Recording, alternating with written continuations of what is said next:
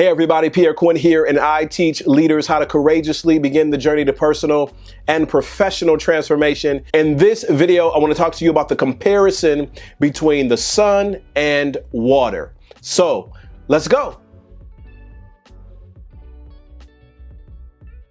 Before we jump deeper into this video, be sure to hit that subscribe button so that you can be one of the first to know whenever I release new content. This video is a part of the July Creators Challenge, one video a day for the month of July. Today's video prompt is find a relationship between two disparate nouns, a goat and a mango, a crayon and an umbrella, etc. Did I say that right? Disparate.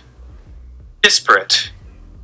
Disparate. Sounds pretty close. Disparate is defined as essentially different in kind, not allowing comparison. Okay, so where can we find a connection between sun and water? Before we talk about their similarities, let's first talk about their differences. Well, for starters, the sun comes in one temperature, hot, but we experience water across a spectrum of temperatures. In order to experience the benefits of water, you gotta get pretty close to it. You gotta ingest it or bathe in it.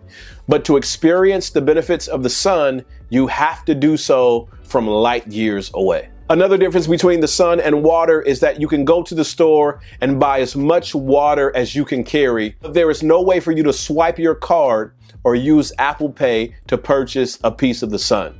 You just can't do it. Now, for all the differences between the sun and water, there are some similarities. Have you considered that both the sun and water have cleansing properties? I know science says it. Look it up if you don't believe me. There's a benefit to putting your clothes through a wash cycle, and there's also a benefit of taking those clothes out of the washer, and if you can do it where you are, allowing those clothes to dry outside to experience the cleansing properties of the sun. Another similarity between the sun and water is that you have to be careful how much you expose yourself to each. Too much sun and you can burn up. I mean, literally burn up. And too much water, you could possibly drown. Another similarity between sun and water is that both are used to generate power.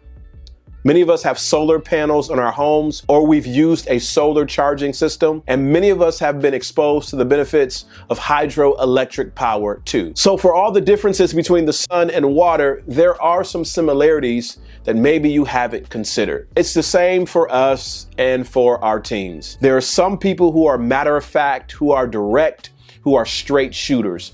There are some people who are great at conversations and connecting with people. There are some people who are great guardians of culture and protectors of tradition. And there are some people who will cross every T, dot every I, and make sure we're doing things the right way.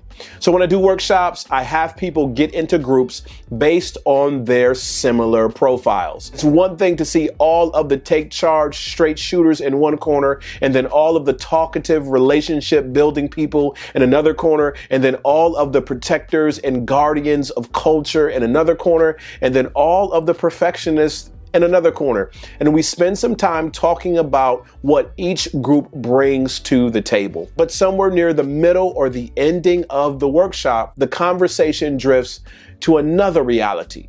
For as much as we are different, we're also very similar. And when our teams and families and organizations spend a bit more time talking about how similar we are, that will allow us to better leverage our differences and build stronger bonds that will lead to radical transformation. So I know you spent a lot of time in your spaces talking about just how different everyone is.